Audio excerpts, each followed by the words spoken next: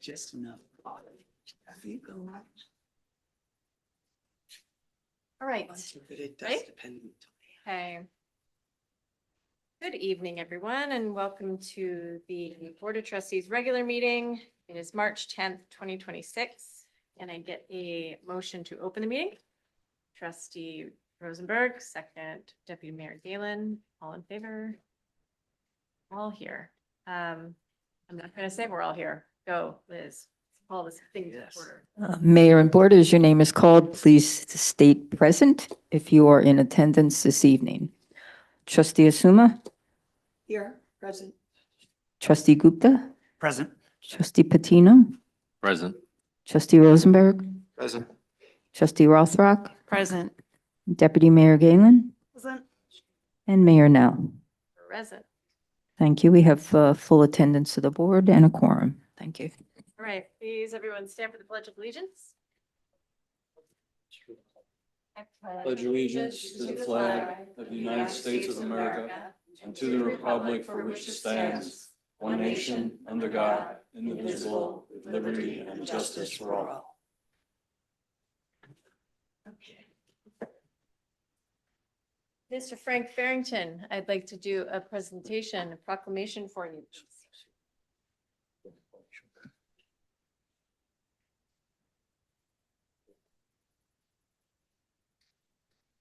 Hi, Mayor. Thank you for coming. It's been a few days since I know. It's been an awful lot. Hold on. Okay, we have asked Mr. Frank Farrington to be here tonight because he is going to be the Grand Marshal of the St. Patrick's Day Parade on Sunday in Sleepy Hollow, which I went to the installation dinner and his whole gigantic family was there. And I want to read this bio that Don Mara had wrote that they read about him at the event because it's going to blow everyone's mind if you don't know enough about him already. Frank Farrington's Irish heritage traces back to Thomas Farrington, who came to America from Belfast in the 1860s, and Frank Coffey, who came to this country from Kilrush County, Clare, in the 1890s. Frank was born and raised in Dobbs Ferry, son of Francis Sr. and Blanche Coffey. He attended Sacred Heart School and Dobbs Ferry High School, where he lettered in football and track. Upon his graduation, he attended State University of New York College at Oswego and the College of New Rochelle, receiving a BA and MS in education, respectively.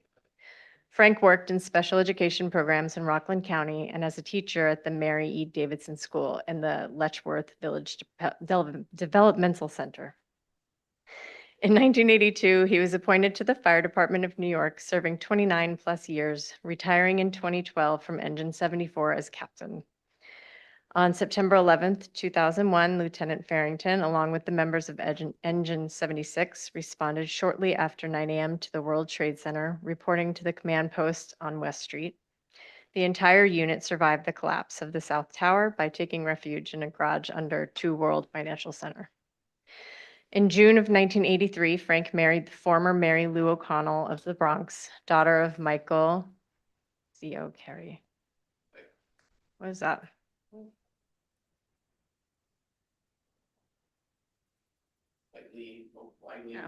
Okay. They have 3 sons, Frank III with his wife Anna, Kevin with his wife Caroline, Brian with his wife Nicole, along with 10 grandchildren, who my children know many of them. Frank is a 52-year member of the Dobbs Ferry Fire Department, serving as chief from 2009 to 2011. His involvement has extended beyond the fire service, serving as Dobbs Village board member for 12 years, including deputy mayor. Frank serves as a trustee of the Dobbs Ferry Historical Society, including time as president. Frank was a founding member of the Dobbs Ferry Youth Baseball League, having coached youth baseball and football. Frank also coached modified and varsity football in Dobbs Ferry High School. He is a parishioner, lecturer, and Eucharistic minister at Sacred Heart Church in Dobbs Ferry. Frank was an aide to the Grand Marshal in 2012 in this parade and is honored to serve as the 2026 Grand Marshal. So anyway, we have a proclamation for you. You can hold, well, no, I'll hold it because I have to read it. Whereas the Village of Dobbs Ferry has a long and deep friendship with the Village of Sleepy Hollow, and whereas our communities help and support each other as members of the river towns, recognizing the importance of celebrating our collective histories and diverse traditions. And whereas on March 15th, 2026, the Village of Dobbs Ferry, including our own Francis Frank Farrington, serving as the Grand Marshal, will proudly and with great joy participate in the Sleepy Hollow St. Patrick's Day Parade. Therefore, be it resolved that I, Mayor Christy Nell, through the authority of my office, do hereby proclaim Sunday, March 15th, 2026, as the day to honor all who come to participate in the Sleepy Hollow St. Patrick's Day Parade, and direct that this proclamation be carried throughout the village for all people of goodwill to see and know. So congratulations, and thank you for everything you've done here, and thanks. Please keep doing it.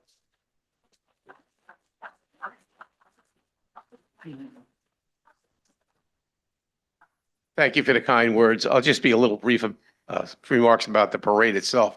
It's our 30th anniversary. There was a parade back in the 1800s. They decided to rejuvenate the parade over a handshake over lunch. I think it was about 1998. And it's expanded from Sleepy Hollow to the river towns. So we have aides from all the towns to make it kind of a regional parade. So Stephen O'Leary is representing Dobbs Ferry as the aide from Dobbs Ferry. So it's a great time. It's always dependent on the weather, but the Irish always find a way to march through those rain or snow or sleet, so to speak. So we'll hope for good weather. It looks a little shaky, but everybody's welcome to come out. So thank you for your time and thank you for the proclamation.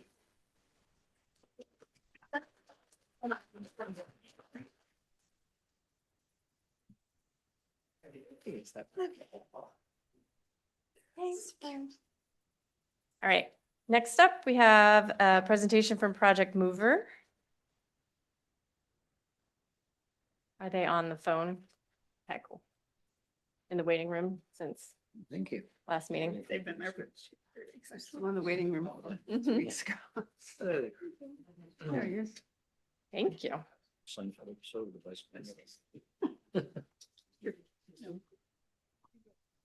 Thanks, Liz.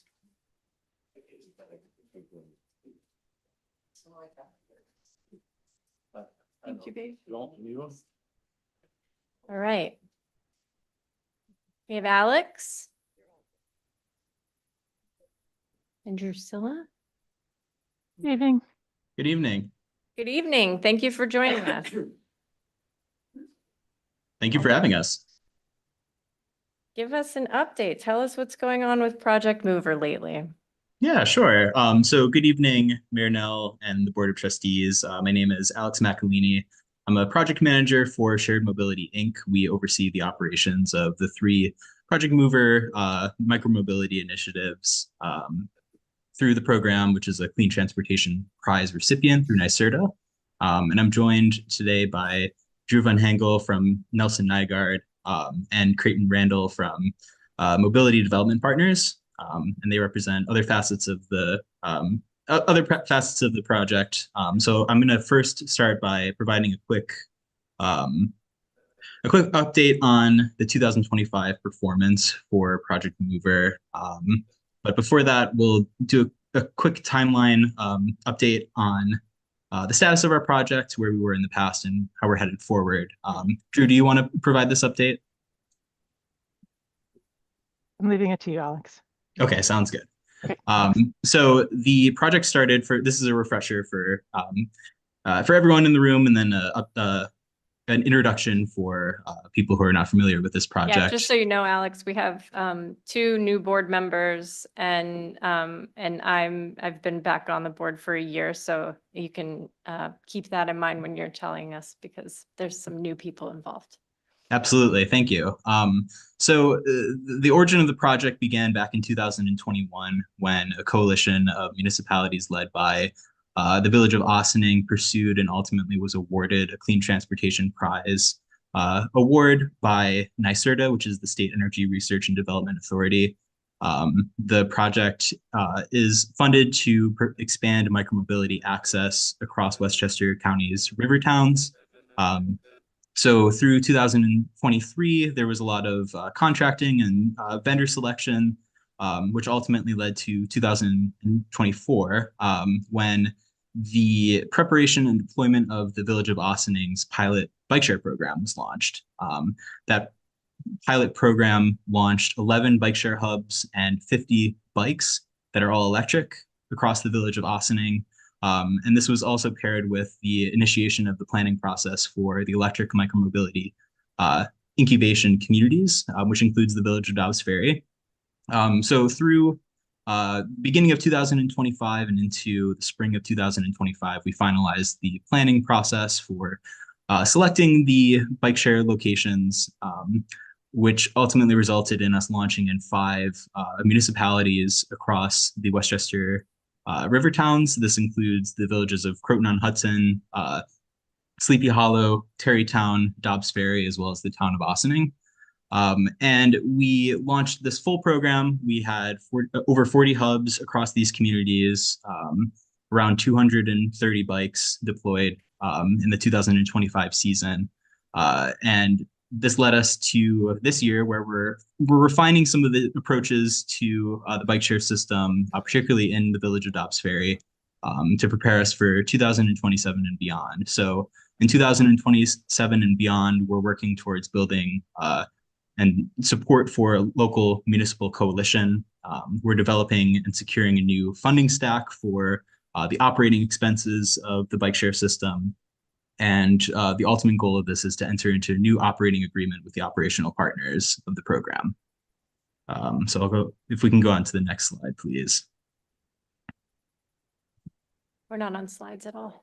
Just so you know, none of you, Alex, are broadcasting slides. We're Oh, trying to follow along geez. on our packets, but My apologies. Let me share my screen real quick. Okay.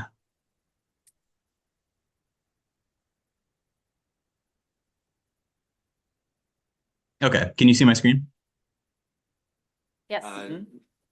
yeah, You're- you might want to put it in presentation mode just so it's bigger because we're just seeing your vertical screen, but Okay, There can you we see it go. now? perfect. Okay, Mhm. wonderful. Okay, so we'll provide a little update on how the system performed in 2025. System-wide across the 6 municipalities, there was a total of 9,419 trips, over 2,300 unique users that rode a collective 14,500 miles. And the average trip duration was 15 minutes, which is pretty standard for bike share systems. And the average trip distance was 1.54 miles, which is also average for bike share systems. In terms of the performance by municipality, the Village of Dobbs Ferry recorded 759 trips within the village alone. It doesn't account for intermunicipal travel. You can see that there was almost 2,000 intermunicipal trips. And if we go on to the next slide, the vast majority of these intermunicipal trips were between the villages of Sleepy Hollow and Terrytown. The Village of Dobbs Ferry saw some intermunicipal travel, primarily between the Village of Dobbs Ferry and Terrytown, and there were a few trips between the villages of Dobbs Ferry, Sleepy Hollow, as well as the Village of Ossining. And we'll discuss a little bit of this later on because we're working towards bringing Irvington into the project as well.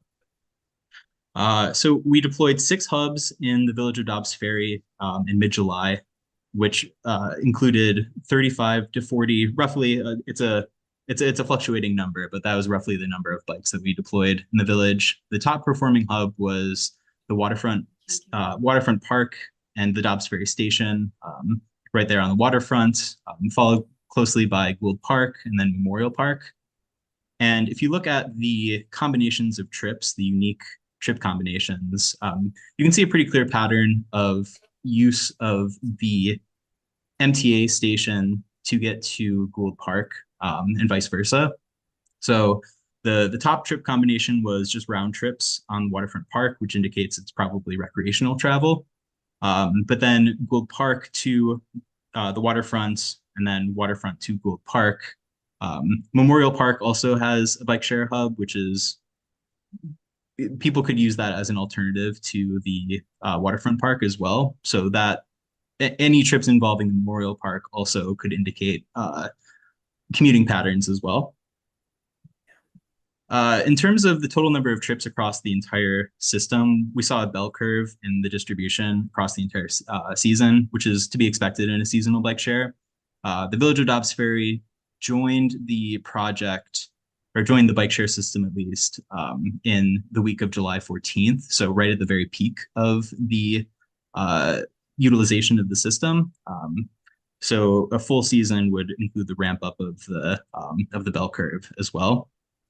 And in terms of trips per month by municipality, the village of Dobbs Ferry trailed a little bit behind the village of Croton-on-Hudson, which is another system that largely had travel within their municipality. So as we go into the 2026 season, which is expected to launch the week of April 6th, we're working with the Transportation Advisory Committee, Rob Barron, to identify more locations that address the needs of residents of the village of Dobbs Ferry, and finding locations that are in more residential areas and in more eastern parts of the village as well.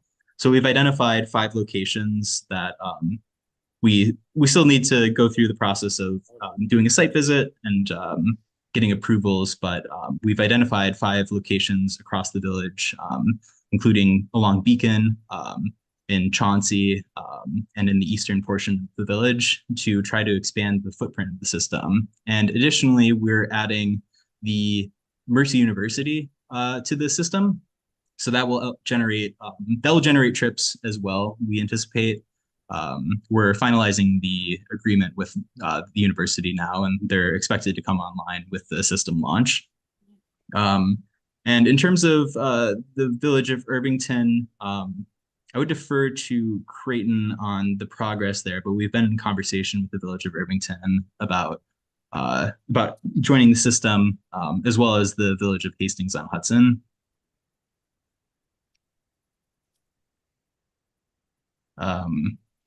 And with that, I will pass it along to Creighton. Thanks, Alex. Yeah, so I think certainly just to reference the Irvington connection, right? There's a lot of connection between the two villages in terms of potential expansion. Oh, Alex, if you wanted to keep going on from those slides. Sorry. Sorry, one second. No worries.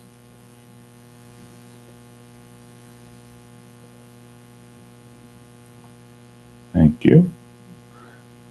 Yeah, so we're in this sort of transition phase or interim phase, right? We have asked NYSERDA for a no-cost extension through 2027 into the sort of, I should say through 2026 into the beginning of 2027. Next slide, Alex. Right, so we're looking at a 2-year extension that would cover season of 2027, the season of 2028, with a mix of contribution from NYSERDA continuation, as well as, of course, municipal support, which is what we're here to talk about. So just a little bit about what that looks like. We are expecting to negotiate with DROP, the operator, for a 2-year extension. And we put 2-year costs at about $800,000 or $400,000 a year. And our goal is to get about half of that from municipalities. This is just a rough breakdown of what bike share costs. You can figure, just to use kind of a round number, a little over $1,000 per bike per year is what it takes to run a bike share system. And you can kind of imagine that a lot of it is staff, right? It's about redistribution of bikes, plugging bikes in. Oftentimes they need to be charged away from the hub, or may need battery swaps. And you can imagine with bikes, there's quite a bit of repair that's needed, not only in the season itself, but sometimes off season in the winter time. We are expecting about a 9-month operating season, just for kind of sake of pro forma. As some of you may know, we did experiment a little bit this winter with some winter operations. Maybe we picked a tough winter to experiment. But I expect as we negotiate, we'll negotiate around about that 9-month season. Any questions on just the cost before we move on? Sometimes we get some questions on that. If you can just back up a slide, Alex.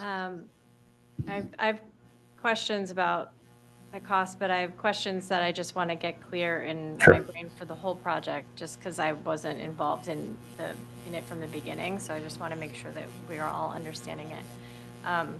Because I feel like there could be a misconception that that Project Mover is sort of like Park Mobile, where we're paying someone for a service and and it's like the village engaging with a company to do that.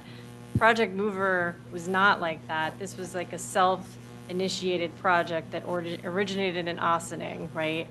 And you are from mobility development, and then there's also shared mobility, which are two different entities. I'm trying to understand, like, at the baseline, who it is that we're talking to and who we pay, Sure. and who is the entity that actually puts the bikes in the village that then we work with in this agreement, just at a super baseline, like a fourth grader. Yeah, sure. We can cover that. And actually, maybe we want to skip a slide ahead to the additional considerations slide, and we'll just move back real quick. But that is a good place to start. Because just it all for kind of background. feeds into what we're Yeah. paying for, and I think it's helpful to understand who we're paying for what. Happy and to provide why. that background. Absolutely. So Maybe I can start, Creighton, with yeah, the go for it. origin story of why there's Sure, so many organizations involved in Project Mover. That So would be really helpful for me. as Alex described, we started with a proposal to initiate a to develop a plan to apply for Mhm. funding from NYSERDA 2023, I think, to 22, 23. And when I say we, the parties in the room at that time were Energy and Nelson Nygaard. We had done a substantial amount of work with the village of Ossining. I myself am from Terrytown, and so we had some conversations with Nelson Nygaard had done work with the village of Ossining, and we knew that shared mobility, bike share in particular, was part of their mobility vision for a multimodal village. And as we move through various phases of the NYSERDA funded planning grants, it became clear that this could be an opportunity for many villages to decrease the transportation burden and to introduce a new transportation option into a place where the people that ultimately get paid to deliver the bikes don't tend to go because the markets are so small. So we were successful in procuring in submitting a grant application, which included letters of support and an intent to participate from the villages that are in the program now, including the village of Dobbs Ferry. And that application led to one more round of prize funding before we submitted an application for the transportation prize, which is the $7 million. And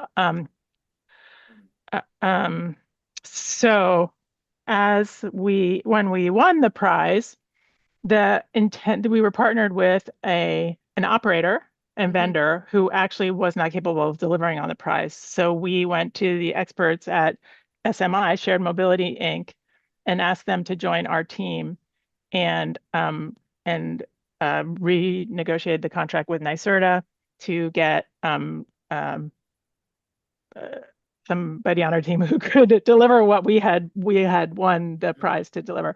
And Shared Mobility Inc. has been a great partner. They were the ones that issued the RFP to select the vendor for the program, and ultimately all of you, your village board would have been invited to participate in the procurement process to select the vendor.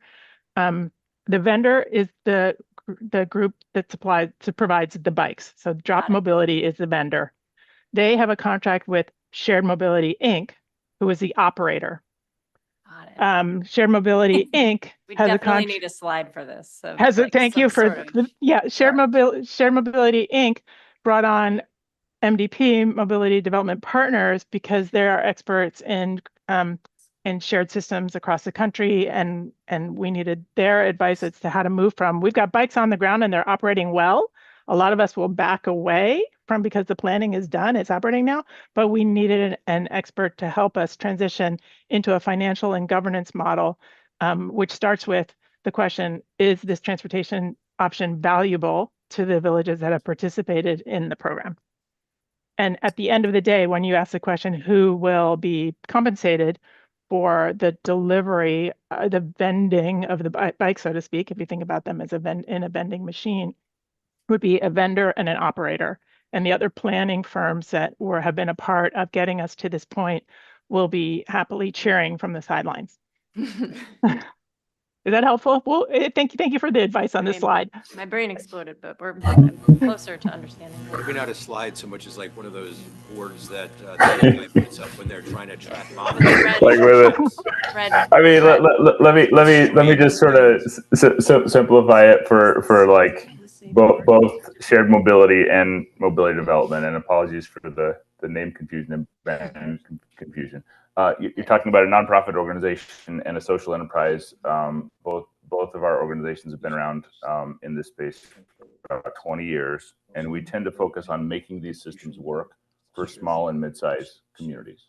So we often work on car share and bike share programs in places that the private market might otherwise just not really pay a lot of attention to, which I think is relevant for bike share, right? Like you've got obviously a very strong system in New York City that really hasn't made its way north. And so this is a lot of what we work on, particularly with NYSERDA, is attracting that initial funding from the state and then deploying that over years and ensuring that it can sustain itself beyond the grant term.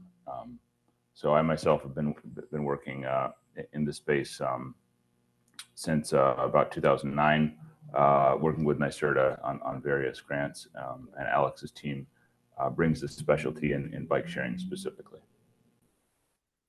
Okay. If there was more to your presentation that I cut you off from, we can No, finish it and then go back. It's good. And actually, if we, Alex, I don't know if we have the additional consideration slide, but maybe just to kind of stay on this topic, and then we'll move back. So there was a $7 million grant to start. A lot of that went into the capital cost of the equipment. Bike share systems tend to cost about $3,000 per bike for that, just for the bike itself, in addition to some sort of ancillary costs. But now we're at the phase where we've worked through, as Drew mentioned, kind of all the setup and procurement, and we're sort of left with, okay, how does this sustain beyond the grant period? And so this is kind of overall kind of look at that. And I'll just pause here for a second.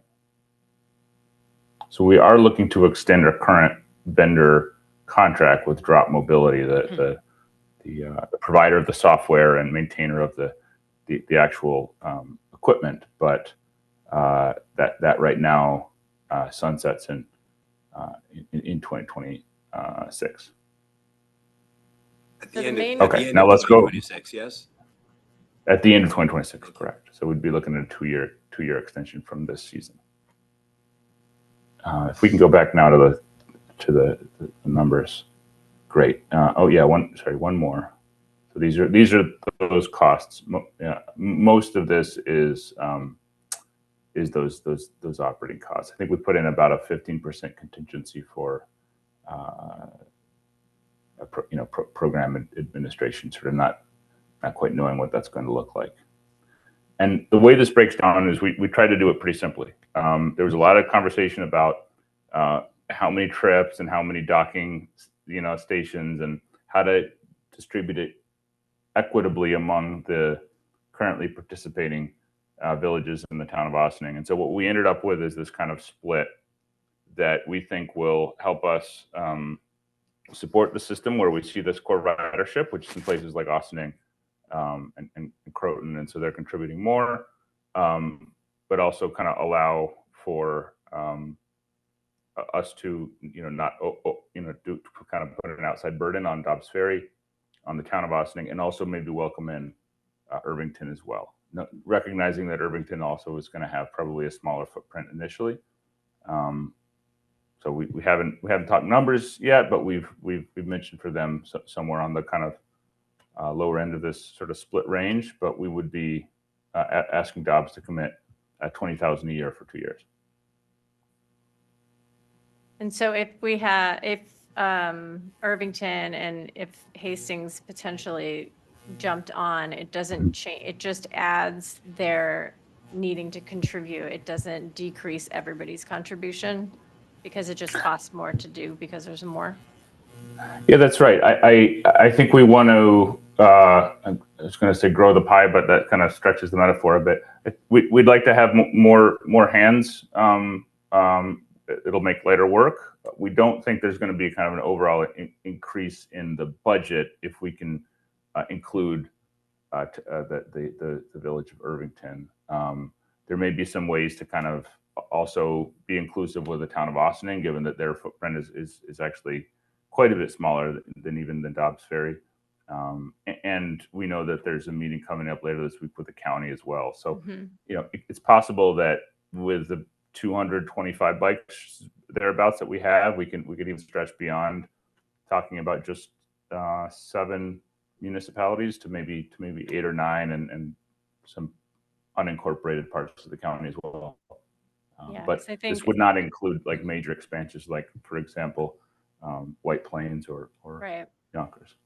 But in general, I think one of the concerns that we have as a board is just the gap that Irvington causes does not help our case in terms of getting them used more and having it more widely adopted. As you can see with the overlap between like Sleepy Hollow and Tarrytown, that seems like it would add to the actual viability of the project if they were in it. And for sure. And if they're not in it, and it feels like it definitely decreases the viability of us investing in it. But that's for us to figure out. So what you're asking from us now is like, because it's budget season, we would be it's not this budget, it's for 2027. We would be saying right now that in 2027, we would in all likelihood be budgeting for the 20,000, and then in 2028 also. And there's still room for that number to be changed, question mark, but also is it that there's still potential that the county could get involved in support in some way with that discussion that's coming up? And then what is the sponsorship part of it that we've heard about that I haven't seen in here? Like, I understand there's, like, if you got sponsored, I don't know who you is in that situation, but there could be offsetting of the fees if somehow, how is that related to any of this? Sure. So you see, we do have in here sort of operator risk share and NYSERDA funds. So there is revenue from the participants. Right now, we're projecting that the operator revenue and NYSERDA funds make up about half of the portion of the costs, but we are not accounting for sponsorship in 2027 or in these numbers, as you say, for 2028, which we do think are movable. If you go to the next slide, Alex, we've sort of modeled out on this next slide what that made. Oops, I'm not sure I actually have this, so I will just kind of go off memory. But what we'd like to do is go to sponsorship in 2028. We think that with a larger footprint, particularly with conversations around White Plains and Yonkers, you're going to have a lot more feasibility around approaching a system-wide sponsor. So we have recommended to the team here that they wait until 2027 to start those negotiations. So I would think we start those actually very early in 2027, if not late into this year, when we have that kind of full year ridership numbers. Sponsors do tend to look at overall ridership, right? So a year where we've got 20, 25, 30, even 30,000 trips this year will make a big difference versus the 15,000 that Alex shared earlier. Yeah, I mean, I think I don't want to sort of set expectations too high, but I think it's reasonable to assume that as NYSERDA sort of funding moves away, that that sponsorship comes in to at least replace that, if not start to contribute more of a share than we're expecting from municipalities in 27. So who is the operator agreement with? Sure. So right now it's with SMI, and SMI subcontracts to subcontracts to Shared drop. mobility, right? Shared mobility, yes. Mhm. Sorry. Shared mobility then engages with the product, like the bikes. Got it. All right. So the operator is shared mobility. And is shared mobility the entity that would be sourcing, securing, and implementing sponsorships if that were to come to pass? Or what entity would be responsible for that? SMI would be responsible for that and subcontracting some of that responsibility to drop the So vendor. it's not the Village of Dobbs Ferry's staff and volunteers would not be responsible for trying to get any kind of sponsorship, and it would be distributed evenly somehow across the. Yeah, I say that yes, with an asterisk. You know, when we started these conversations with your staff and with other villages a few months ago, my takeaway was that you all wanted to be pretty involved in those conversations, at least from the standpoint of looking at major employers and how they could contribute to the success of this program. And I think, of course, we would welcome that, right? Like the more. Yeah, I mean, if this were to move forward, I'm just talking about the kind of staff time. Contractually, correct. Contractually, that would be a responsibility of the operator. And it's just so I think we're all clear the way you just framed it. I think so. If the 20 grand hits for the year of 2027, it does hit our fiscal year 26-27. So we need to have 20, assuming that's the number, in the budget that we're going to be voting on in a couple months. Or half. Or half of it, yeah. So 10 or something is what we're talking about, maybe. And then I just wanted to clarify on the Hastings or on the Irvington question.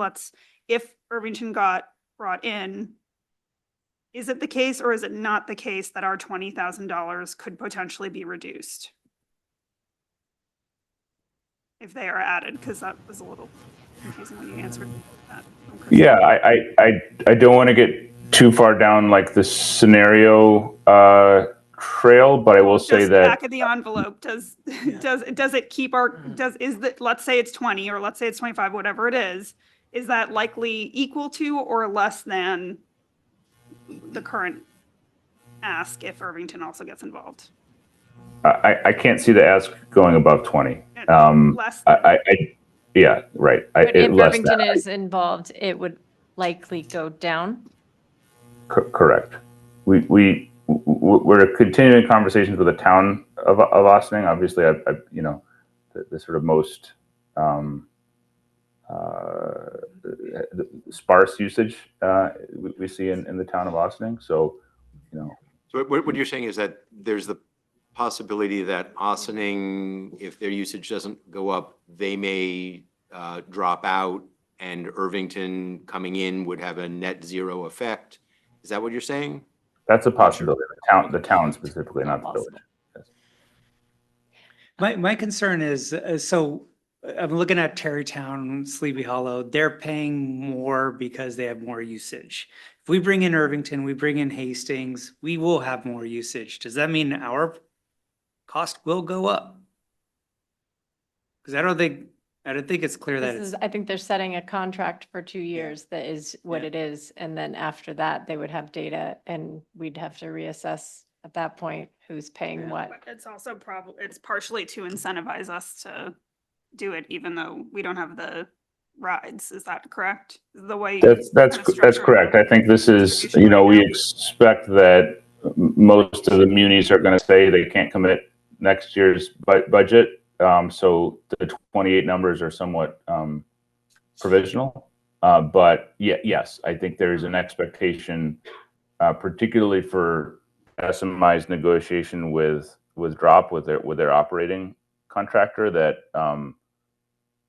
they'll be in a much stronger position if they can negotiate a 2-year extension versus a 1-year extension.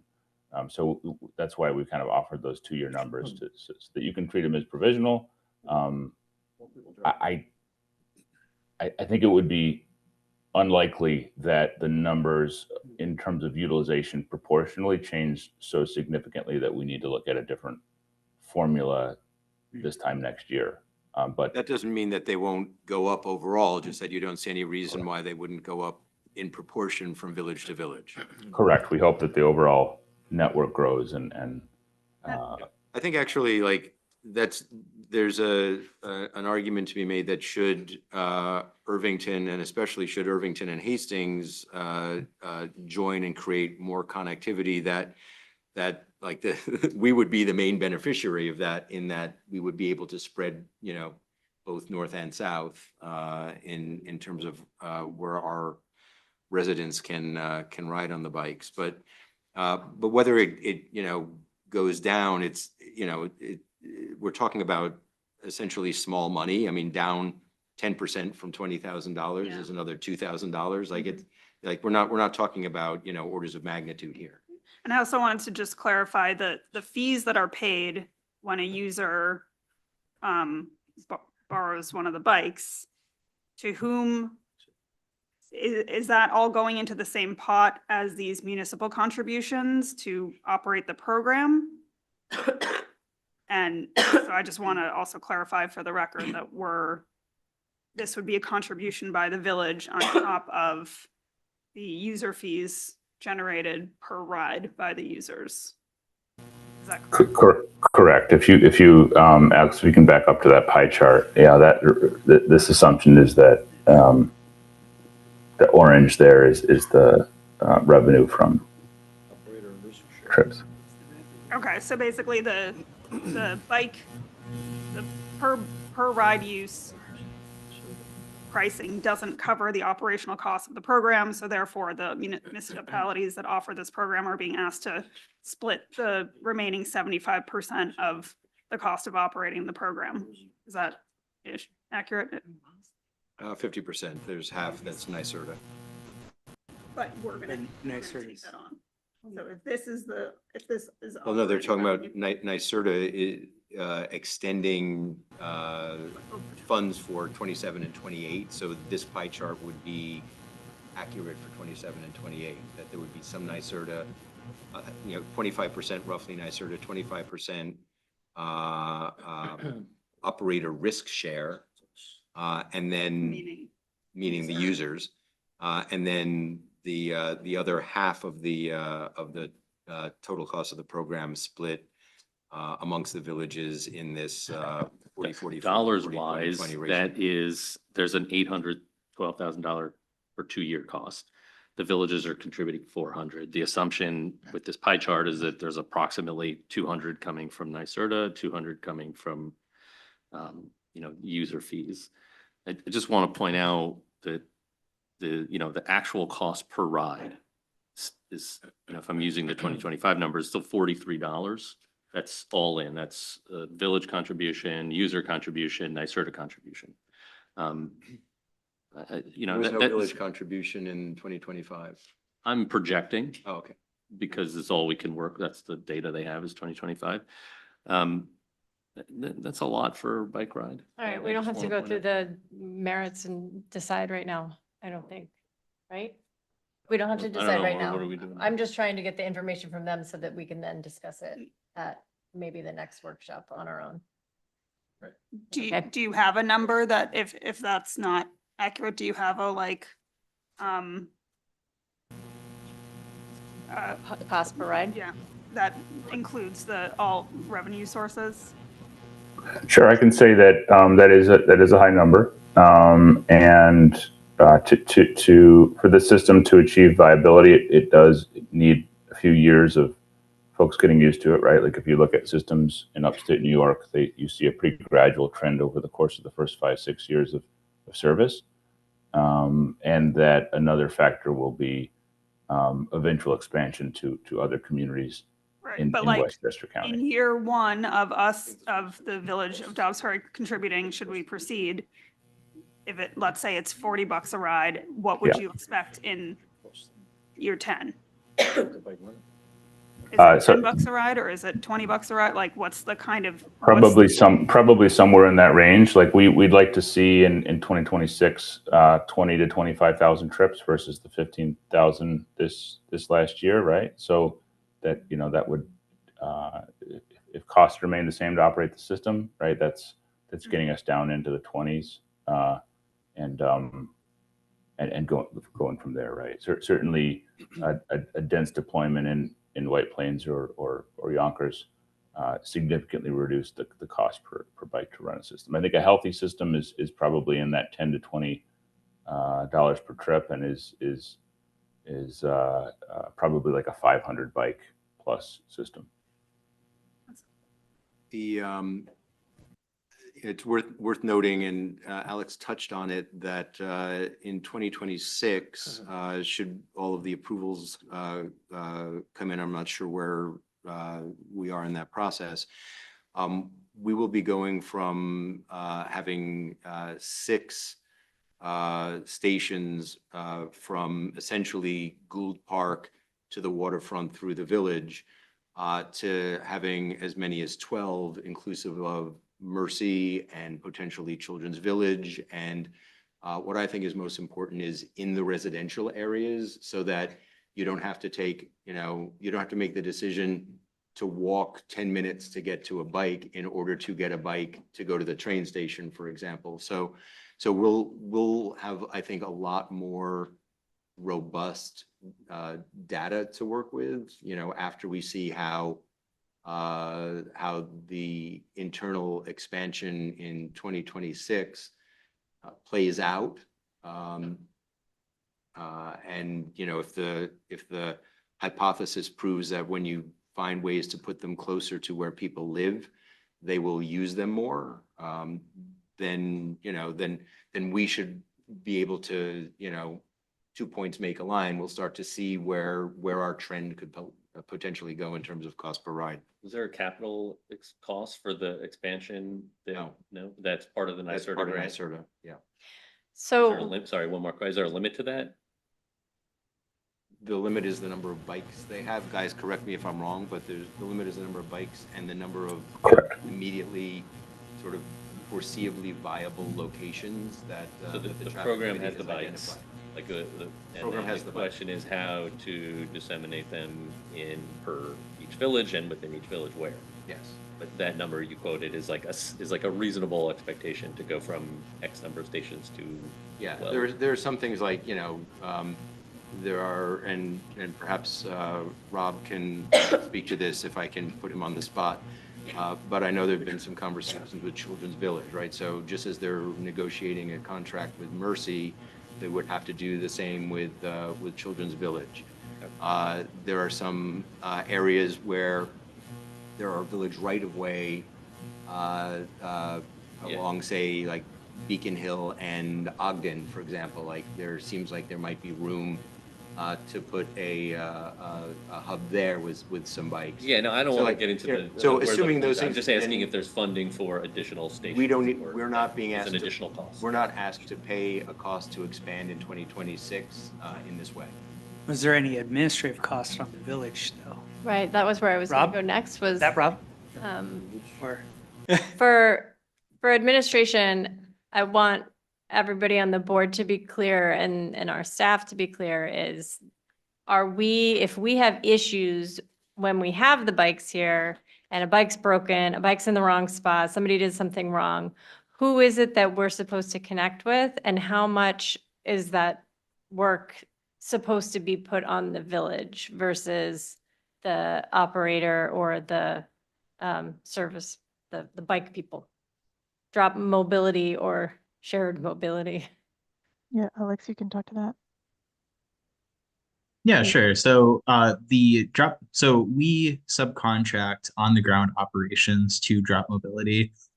So they are the people that are there every single day. They have a warehouse based in Ossining, and their team monitors the status of the bikes. They all have GPS. They all have IoT connectivity. So they're able to identify in real time if the bikes have low battery, if they're placed outside of a hub, those kind of considerations. But it has happened that there have been times that, for example, like Margaret has to email Drop Mobility to discuss the distribution of bikes. When we launched, for example, a lot of the bikes were ending up in Gould Park. And that was something that we had to learn based on not operating in the Village of Dobbs Ferry before. And we've made adjustments since then. But there are, from time to time, some minor coordination that needs to happen between the village staff and Drop Mobility and Shared Mobility. And is there any possibility of that changing so that Drop Mobility just pays closer attention with the GPS on the bikes to see where they all are so that it can be more hands-off in terms of our responsibility? Or is that just the expected way of how it works? Well, it's our goal to have it so that Drop Mobility is as proactive as possible. But in reality, being in the Village of Dobbs Ferry, you're going to notice things quicker than they can notice them in the system. But the goal is to absolutely have them be proactive, and it's experiential learning as well. So we understand the system in Dobbs Ferry as it becomes deployed more, as riders use them more. So we understand trends, ebbs and flows, and how to rebalance the bikes as efficiently as possible. Gotcha. All right. Does anybody else have questions for them? We'll put this on a workshop to discuss amongst ourselves, but I want to make sure we get all of our questions answered. That was really helpful for me. So thank you very much for coming and answering all that. Thank you very much. We're happy to be here and of course available for No problem. conversation. Appreciate your time. After. All right. Thank you. Thank Thank you.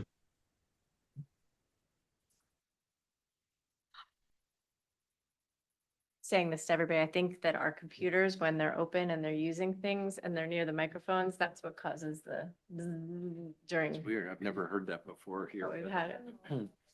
Turn the volume on our computers down. Okay. All right, next up, we have Millennium Strategies.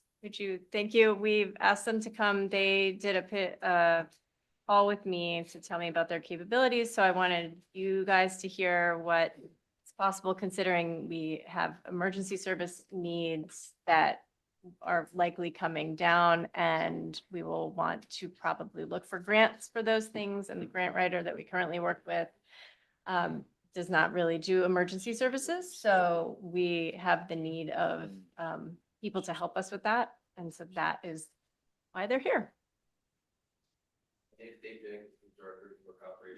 Oh, microphone. Sorry, hon. Can you grab that? Oh. Make it work.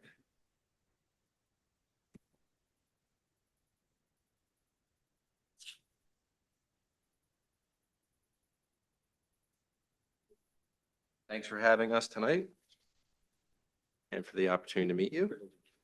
We're right across the river in Nanuet.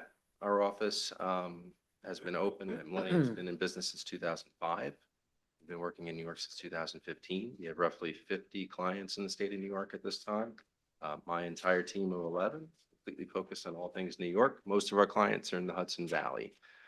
The proposal that you see in front of you, it provides an overview of the company, snapshot of our client base, our service model. Within there are two options, and I can provide an overview of each. We provide full consulting services, which requires a team of grant writers. So myself, a day-to-day grant manager, and a director of the account to be accessible to you and your team.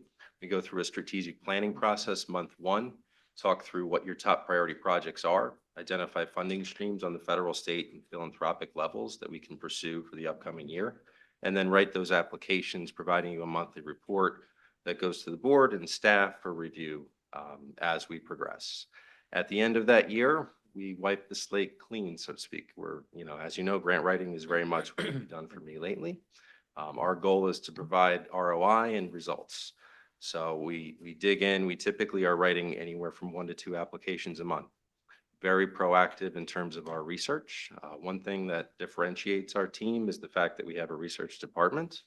So we have individuals that are reading through federal, state, and foundation-based grant guidance on a daily basis, breaking down sometimes 20, 30 pages into one or two with the digestible information we feel you need to know to make a decision on whether you're even interested in a grant. From there, if you are, we set up a call, talk through what the application requires. If there are key application components that need to be met, we identify what those are. If there are any actions that the village needs to take prior to deadline, we certainly identify those at the outset. And we write and facilitate the completion of the application on our end, all the way through submission. So it's a very proactive model on the full service side. Most of your neighbors have us signed up for the full service. So particular, we've been with the Village of Sleepy Hollow since 2019, the Village of Tarrytown since 2022, and we work with 14 municipalities within Westchester County at this time. So very active in the region. The other proposal, the scope of service that you see in there is our Flex consulting model. Flex is a little bit different, provides you access to the research, but it's very much more proactive on the village end. So you have users that receive an email on a weekly basis. They log in, review the grant opportunities. If there is a program of interest, you reach out to our team. We're available to answer questions, provide insight relative to that grant, what it requires, talk through project ideas, and then from there, you can independently decide if you want us to write it on your behalf or if you want to handle that internally. So it's very much more reactive than proactive when compared to the full service. That said, it does provide you more flexibility budget-wise throughout the year. You can pick and choose in terms of what programs you're targeting. And obviously, the village has, being a small community, have a lot of responsibilities. Fire, police, DPW, you have sewer lining that needs attention. You have stormwater issues. There's quite a few things that are grant fundable. Our team focuses on all of those. We want to benefit all of the different departments. Over time, we build relationships with the department heads. And certainly board members that are involved as well. So we really get to know you and your team, and we think of ourselves as part of the team over the years. So quick snapshot of Millennium. I'm sure you have questions, and I'm here to answer. I have a question. So you said under the full service model, you tend to write like 1 or 2 grants a month. Is that a hard cap on a scope, or is there? No, we have clients who are writing even 30 to 40 annually. We're very, very active. Obviously, it's dependent on the community. It's dependent on, how active you want to be, what type of pipeline you want to build. The grants are competitive.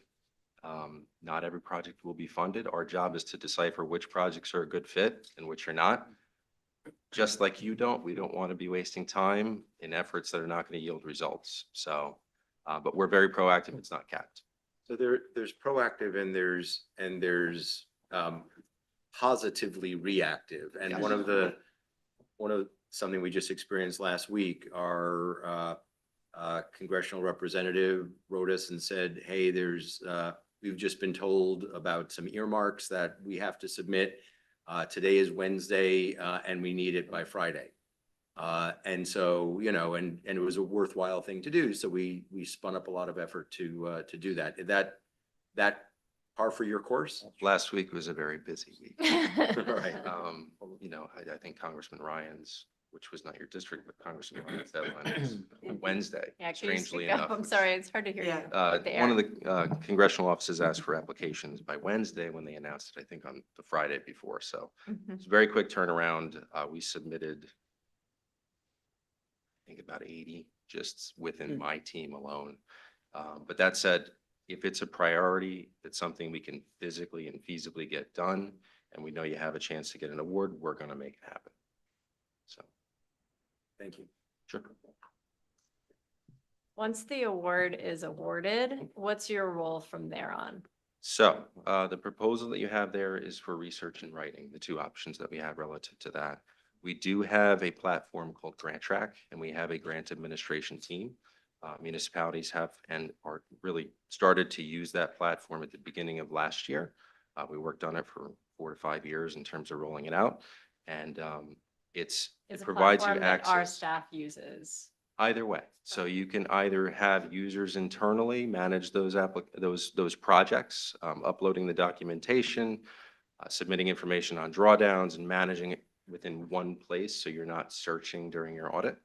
Or you can have our staff handle those tasks for you when it comes to drawdowns and reporting. So it's really dependent on how the village wants to tackle that. But we do have grant administration services that we offer to municipalities. How do you deal with clients that are maybe going after the same funding? So our client base, obviously, we're heavily based in the Mid-Hudson region. Each project that we write is different. Our job, through and through, is to put your project in the best position it can be to get an award. There's not a duplication in any way. There's not a conflict of interest in our job. Because we're assigning individuals to your account, their job is to report and handle the tasks that are associated with Dobbs Ferry. So even if it behooves Dobbs Ferry that all of our neighbors don't have good applications, doesn't matter. You're still going to treat all of us equally. Equally, absolutely. Otherwise, we don't get rehired. That's the reality of is the true. situation. We don't find success and it does not pan out. So the goal is to build a long-standing relationship and be your grants arm. Anybody else? What do you find, if you can generalize at all, works best in terms of like the team on the municipality side, between staff, volunteers, boards, et cetera? Absolutely. Month one, we will meet with the department heads one-on-one. Certainly your either village manager, your village administrator is a key point of contact. We always have one key point of contact that will give us a red light or a green light relative to moving forward on an application. We're not going to move forward without that. Obviously, each community has a different process. You may have to pass a resolution before you move forward with an application each time. So we work within that process, and it is a situation where the best process is to have engagement with the department heads because they're dealing with the projects on a one-on-one basis. However, it has to be centralized in order for it to be effective, because otherwise things become, departments operate in silos, which is, I know, hard to believe sometimes, but that's, we want to avoid that and make sure that we're being streamlined and effective. Anyone else? No. Thank you so much for coming. It was Sure. nice to meet you. We'll try to find some money for bike shares. Just tap NYSERDA on the shoulder. Yeah. Would you be interested in a sponsorship perhaps? Good question. Grant, direct to consumer grant Okay, writing. I have your card. I'll email you. That's all right. Thanks. All right, courtesy of the floor. Anybody here for courtesy of the floor? This is when you come up if you want to talk. Yep. We have a 3-minute time limit. Try and do this equally for everybody. And our clerk does that. So just putting that out there. We're trying to be real strict. I will use And we less- won't respond. We're just gonna listen. Yeah. We're trying to do better at this so that our meetings are more concise and effective. Thank you. I'll use less than 3 minutes. My name is Matthew Scott Hansen. I'm the chair of the Conservation Advisory Board here in the village. And I'm using this opportunity just to formally declare the Conservation Advisory Board's support for tonight's proposed resolution for a new contract with Kelly Deer Management. We recognize there was a strong start to this program in its first year, which benefits both the catastrophic state of our public woodlands, as well as reducing the amount of damage caused by the deer browsing to the plants on private properties throughout the village as well. As you'll see in the notes, there's a reduction of about 2,000 pounds of greenery eaten per year by each deer. And it also serves to reduce the number of future traffic accidents involving deer. And that reduces other costs to the village, such as fewer police calls and also to private individuals for fewer automobile insurance claims, et cetera. So we speak in support of the continuation, should you so decide to do that. Thank you. Thank you. Well done. Anyone else? See the other 2 minutes. You got nothing left. Can't cede your time. Can't see you. Yes. I'm reminding him. Hi, just before I start, I want to make sure this is the right time to do it. This is about my tax bill. I was told to come here tonight. You can, yes, this is when you come Okay. to tell us anything you want to All tell right, us. 3 minutes. Okay, go. Just state your name and your, where you come from. Hi, Christopher Galuzzo from Dobbs Ferry. All right, and Good evening. Thank you for the opportunity to speak. On or about February 24th, my wife received a letter from the village indicating that our 2025 property tax payment had not yet been processed. I spoke with the deputy treasurer who advised me that I could come here tonight to discuss the matter with you. So thank you for that. I respectfully request that the village consider waiving the interest that has been assessed on our 2025 property tax payment. I believe the circumstances show that our household made multiple good faith efforts to pay the tax bill on time. On the tax due date, my wife attempted to complete the payment by credit card. Unfortunately, we learned that credit card payments can only be made in person. Because circumstances prevented us from making that in-person payment at the time, I sent a check to the village for what I believed was the full amount due. When we recently received the letter in February stating that the payment was still outstanding, I immediately contacted village staff to resolve the issue. I learned that the check had not been accepted because by the time it was received, it was considered a partial payment, even though it covered 100% of the principal amount originally due. I understand that the village indicates that the check was mailed back to us, but unfortunately, we never received that correspondence. As a result, we had no reason to believe the payment had not been accepted or that additional charges were accumulating. Had we known, we would have sent a new payment immediately. Under these circumstances, I respectfully ask the board to exercise its discretion to waive the accrued interest and accept payment of the principal amount as originally tendered. To the best of my knowledge, we have not missed a property tax payment in the 20 years that I have been a resident of Dobbs Ferry. In fact, last year we overpaid our 2024 tax bill, which the village accepted rather than returning. Finally, I would respectfully ask the board to consider whether two procedural changes might help prevent situations like this in the future. Allowing partial payments under New York Real Property Tax Law 1514 and allowing online credit card payments without requiring an in-person visit. Thank you very much for your time and consideration. Hopefully that was under 3 minutes. Wes, thank you. You just have to send me the materials and I'll work with Jeff to see what we can do. Okay. Did you already email this information to anyone at the village? Beyond- over the phone to the deputy treasurer. Okay. Who told me we were going to discuss. Okay, can you email that? Jeff. I mean, you know me, but I can forward it to Jeff. Oh, sure. Jeff is our treasurer and his email is on the website, or you can just give him your. Sure. Chris, what is your last name? Spell G-A. That's not what I was supposed to do. No, Okay. that's wrong. Anybody else for courtesy of the floor? Anybody online or? So no? Okay.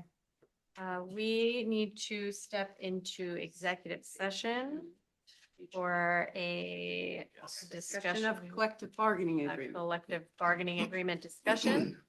And then we will return and finish out our meeting.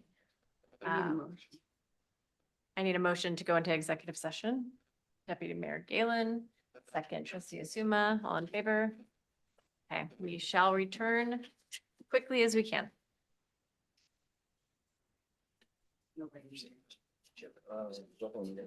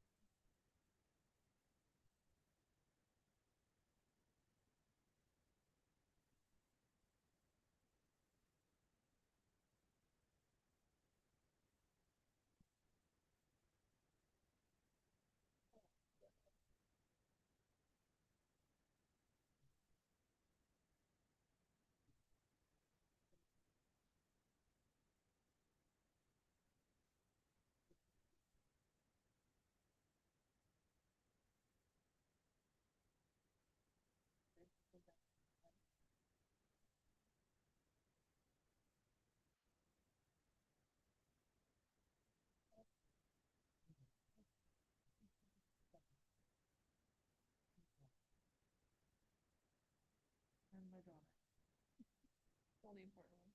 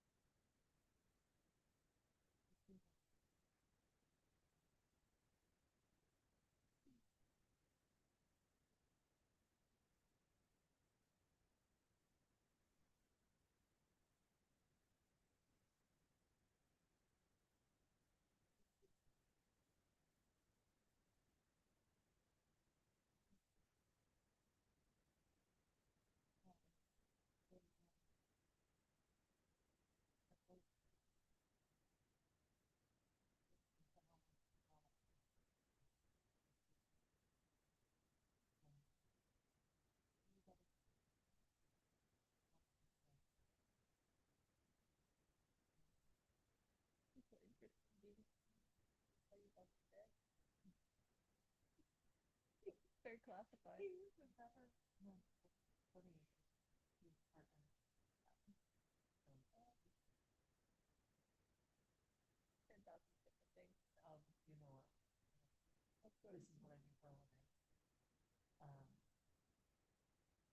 He was in a new, actually.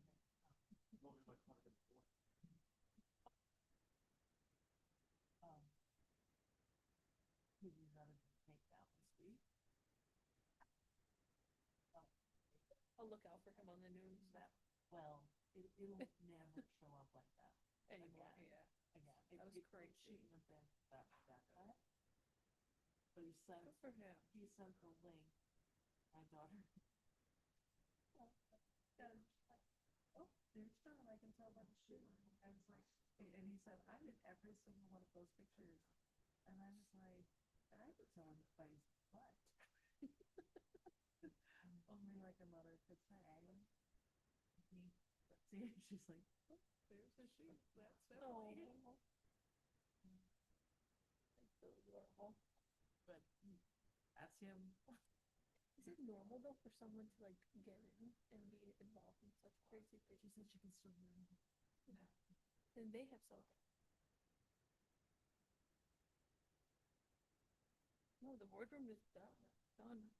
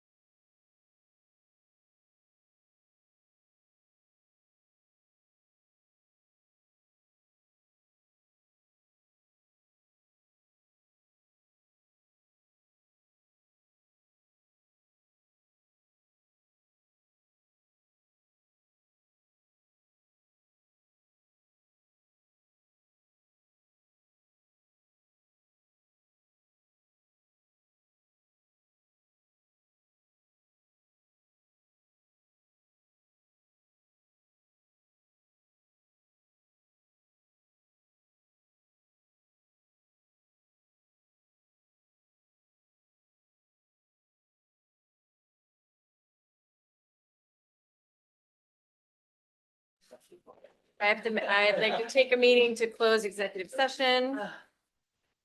I think you just have to come back into this one. That's what. No, Logan just I said. just have come to back vote to in. come I have back to in. close, right? Need a motion? Yes, I'm back in. come back in. Trustee Rosenberg, second deputy mayor Galen, all in favor? All right, we are back in, I was like, what the? no longer out. Are we back online? All right. Hello, world. No. All right, Right? back to, oh. Now it's time to begin the Steve. meeting. Steve has been eagerly waiting to present to us about the Department of Public Works of the Village of Dobbs Ferry. Hi, Steve. How's You our guys salt been stack? busy. Good evening, Mayor and Board. I'd like to take a moment to provide you a brief update on the activities the public works are doing. Over the past couple of months, our crew's been out working on the snow and the ice operations. We experienced several big storms this season. Our staff worked long hours to ensure the road remained safe and passable for residents. I want to acknowledge the hard work and dedication of the DPW crew who are all been working overnight and extended shift to keep the roads. As we transition out of winter, we are beginning to address some of the impacts the storms had on our infrastructure. Freezing thaw cycles, heavy plowing can take tolls on roads and curbs. In the upcoming weeks, we'll be out there filling potholes, repairing curbs, and all related storm damage. As we also making improvements to our food scrap site. Just had a grant, awarded a grant, and we received the new shed yesterday. Woo. It's beautiful. Yeah. Yeah, It's trash. So that's gonna be up and coming. Hopefully the residents will enjoy that. Right now, we are in between the two storms, so just turning everything over to spring.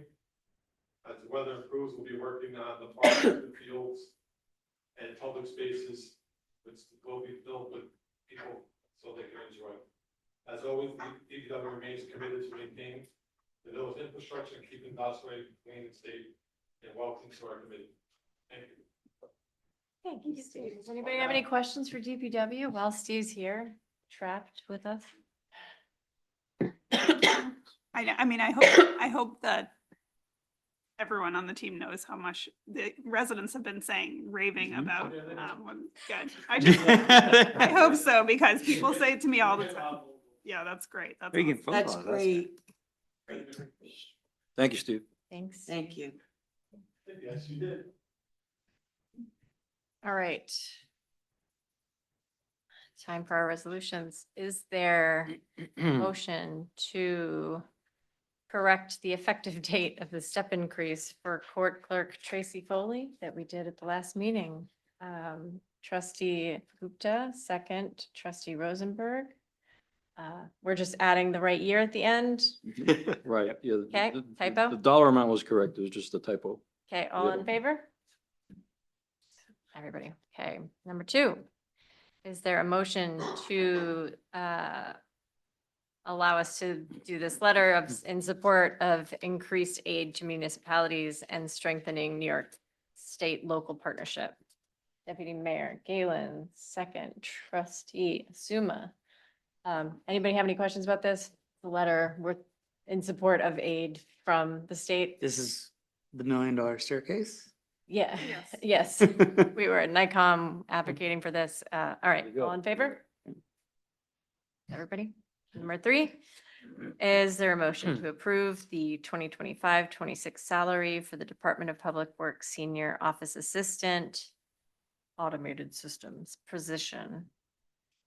Trustee Gupta, second, trustee Rothrock. Any discussion? All in favor? Is everyone? Number 4, is there a motion to schedule a public hearing on March 24th, 2026 to consider a local law which amends chapter 264 of the Village Code to clarify the form and method of delivery of prior written notice? Trustee Rosenberg, second, trustee Asuma. All in favor? It's everybody. Is there a motion to authorize the village administrator to enter into an agreement with Kelly Deer Management for deer management services? Trustee Rothrock, second. Trustee Patino, all in favor? And Mayor, just as an aside, Hastings is Yeah. getting on board too, and also good. I think Master School too. Oh, really? So I Oh, think amazing. they're talking about their proposals. That would be, Masters will need us to do an amendment to Yes. our law, right?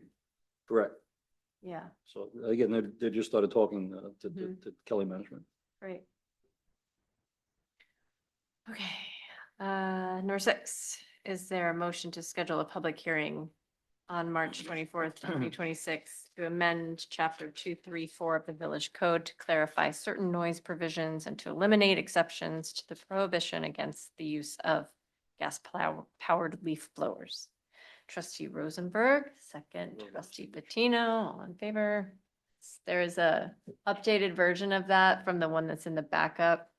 That will be what is published for the public hearing. It was just a couple of clarifications, requested having to do with those exceptions, the elimination of the exception. So I think now it's clearer and more concise and very helpful. So thank you for those suggestions, Trustee Rosenberg and Mayor Net. I was Here. all Mayor Nell. I didn't do anything. You didn't? I don't- You did. Did She I? said you did. All right. Modest. She I, said, All right. I did. she said she did Is there a motion to authorize the hiring of Joel R. Dichter of Dichter Law LLC as special counsel to represent participating Westchester municipalities in monitoring the Con Edison rate settlement? Trustee Rosenberg, second. Trustee Asuma. If anyone wants backup on this, we're happy, Rob can discuss it. Yeah, there are two options actually in the proposals. Let's figure out. You know which one was in the resolution that we They're just. both voted in on? the presentation. One is what 60,000 a year, one was 50,000 a year, depending on the extent of the oversight. So I just wanted to. But I think that's what is still being determined with the group, the Yeah, consortium, and right? and your, So we would be doing up to. yes, your, Not to Yeah. exceed. not to exceed. Mhm. Yeah. So your amount would be adjusted depending on the ultimate choice of between the two. And probably how many people sign on. Yeah. Yeah, it looks like mostly, if not all, are realigned. Yeah. Mhm. So this is, So the resolution has a lower number in it, but then the backup has, it's either 1250 or 1500. right, It will be adjusted per, accordingly. Yeah. for our village for the year. I just wanted to bring that to your attention that So should we approve 1500 and up to, up to yeah. 1500? Yes. Can you make that change, Lori Lee? It's not my resolution. This came from Joel. Oh, right. No, but in the one that we are currently adopting, can we say that we are adopting it up to? Yes, you can add the language and then adopt it as revised, Okay. because it's a motion, a second, a discussion, and then, Mhm. yeah. All right. 1250 is the lower number. The $60,000 comes down to 1,500 per municipality. Okay, So we're so approving in the law. Not the to 1, exceed 2, 1,500. 3, 4, 5th whereas, where it says provide periodic updates to the Westchester Municipal Consortium at a cost of, we will add up, not to exceed 1,500 per participating municipality per year is what we will approve here. But it will likely be less. All right, all in favor of that? Almost everyone? If you have a question, you can wait a second. okay. You want to wait? Yeah, actually just not, I mean, it just says, it's supposed to be for Con Ed, yeah? Am I You're reading looking at the proposal. Oh, The resolution is. Yeah. Good. The second, now therefore it be resolved, it Okay. says not to exceed 1250, but really it's not to exceed 1,500. Okay, That's Yeah. the higher number. great. Obviously. Then I'm in. Okay, all right. That's everyone. Do we need to change the other 1250 also? There are two Yeah, 1250s at the in this bottom of the page, resolution. number 2. Okay, so in also number 2. Yep. It's, the very yeah, bottom and of the that's the page. most important thing, because that's what you're resolving to do. Oh, yeah. Okay. So it's Liz- at a cost Liz, of did you catch that? $12.50 or $1,500 per participating municipality. And then in the, now therefore be it resolved, number 2, it's up to, it says 1,500. not to exceed $12.50, it should be not to exceed $1,500. Thank you for your eagle eyes attention to the matter. Lori Lee, Very good. give you the kudos. All right, we have no new business, right? What about, didn't we say we're adding a public hearing or do we? No, that's we're, next week. we're doing that next week with the, or in 2 weeks. Announcements, we know the St. Patrick's Day Parade. Oh, does anybody want to come with me? I'm going to march and I'm coming home to march in the parade. And I'm inviting anyone who wants to come with me from the board because they would love all of us, any of us to be there. And you all walk together and it's When? very fun. Sunday. Sunday? This Sunday? Yes, this Sunday, 1:30, Sleepy Hollow. They speak really highly of it, like it's fun. Yeah. Great. I'm good with Okay, that. well, anyway, I'm putting it all out. Yeah, I'll go. I know you'll be there. Oh, I can't. Yeah. What time is it? 1:30. 1:30? Fortunately, I won't be able to. The dinner on Thursday night, is anybody going to that? Yes, Wilmoa? Mhm. Yeah, I will. You want to come? I do. Okay, I like to sing in the car and it's very far away, so, Okay, right, you're welcome to ride with me. I like to that ride okay? alone usually because I want to just, yeah. Pound Okay. Ridge, it's way up there. Pound Ridge, yeah, it's far, but Is it's it fun. far? Mhm. Still I'm snows. sure it's gonna be delicious and great because Pound Ridge and, Mhm. Okay, I'd like to go to that dinner. I think I told Danielle, I think I signed up, but I'll double check on that. right, yeah, because they need to, for food, they need to know. But Great. just make sure. No, there was another announcement. Oh, it was the 20th, so that's next Friday is when we're doing the ribbon cutting for the solar panels at the DPW. We'll Solar send panels it, and the food scrap. and the food scrap Shed. so Which I'll is send a, beautiful. we'll send a proper invite to everybody. Oh, okay. Same beautiful haven't shed yet. or different? Same beautiful shed. This is on Friday. Next Friday. Next Friday. Next Friday. Love all these beautiful sheds. And the non-com meeting is Friday at 4:30. Right. But that's just them. Yeah. Wait, there's no school. And NICOM has announced its annual training. It is May 13th through the 15th, and that has been circulated. And if you're at all interested in coming, please get your reservations for the hotel in soon because the rooms fill up. Is that the one where we all That's at go? Sagamore. Yes. Oh, Is that the second? It's really In good. Lake time. George. It's at Lake I George. want to, if I can. I'm gonna do that, set 13th through the 15th. so we Are gotta, you going, It's Liz? a gotta register. Wednesday. Friday. Why don't you through go anymore? Friday. Because we go? No, I only went to that one when I was president. Oh, got it. Also Nancy's Yeah. not there anymore. I know Nancy's not there, so, I've already Why signed go? up. So. so we gotta sign up. Okay. yeah. Yes, you have to register for the conference and also register for room. And Because there's a talk- reduced talk to room Jeff rate, about how to but they get reimbursed. fill up quick. You end up with a king suite for Be in the hotel or $800. the. All right, is there a motion to adjourn? There's a process to get a voucher. Give it Tino, Just build- trustee Rothrock, all in favor? Thanks for being here. 9:34.